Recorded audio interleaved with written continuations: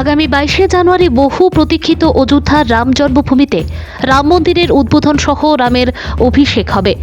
আর অযোধ্যার রাম মন্দিরের উদ্বোধনের পূর্বে দেশের প্রধানমন্ত্রী দেশের জনগণ সহ সকলের প্রতি আহ্বান জানিয়েছিলেন যে এই পূর্ণ লগ্নের পূর্বে দেশের সকল মন্দিরগুলিকে এক শ্রমদানের মাঝে স্বচ্ছ করে তুলতে।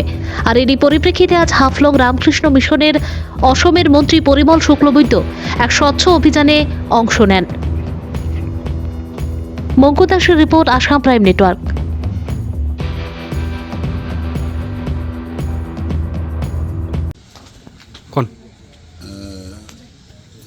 আমরা ভারতবর্ষের মানুষ, আমরা সমগ্র বিশ্বের মানুষ আজকের দিনে জ্ঞাত যে আগামী 22 তারিখ অযোধ্যায় রামলালার প্রাণ প্রতিষ্ঠা হবে।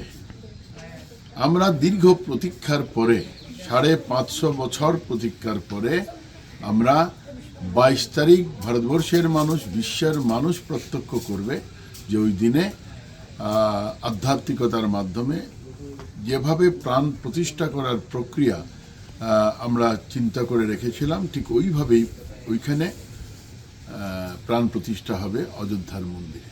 আর এটাকে উপলক্ষ করে সমগ্র ভারতবর্ষের মানুষ আমরা আনন্দিত। আমরা সবাই জাতি, বর্ণ, ধর্ম নির্বিশেষে আমরা সবাই আনন্দিত।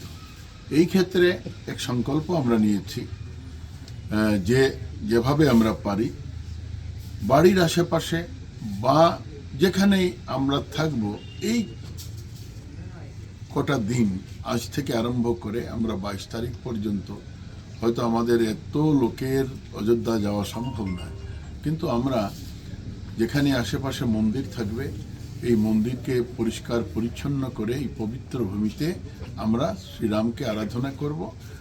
এই মুহূর্তে আমরা হাফলংয়ের রামকৃষ্ণ মিশনে এসেছি। আমরা জানি, সবাই জানি, রামকৃষ্ণ মিশনের স্বচ্ছতা, সেবার কথা কাউকে বলতে হবে না। সমগ্র ভারতবর্ষে, বিশ্বে এক অগ্রণী ভূমিকা রাখে এই ক্ষেত্রে। তারপরেও যেহেতু পাশে আমরা হাফলংয়ে ছিলাম, যেহেতু পাশে আমাদের মিশন আছে, এখানে গুরুদেবের প্রতিষ্ঠিত মূর্তি আছে, বিগ্রহ আছে, তো ওই জায়গাটা একটু পরিষ্কার করে আমরা গুরুদেবের প্রতি, এখানের মন্দিরের যারা এখানে প্রতিষ্ঠিত আছেন সবার প্রতি আমাদের শ্রদ্ধা জানাবো। আর তাদের মাধ্যমে আমরা রামলালার যে প্রাণ প্রতিষ্ঠা হবে 22 তারিখ, সেই রামচন্দ্রের উদ্দেশ্যে আমাদের প্রণতি নিবেদন করব।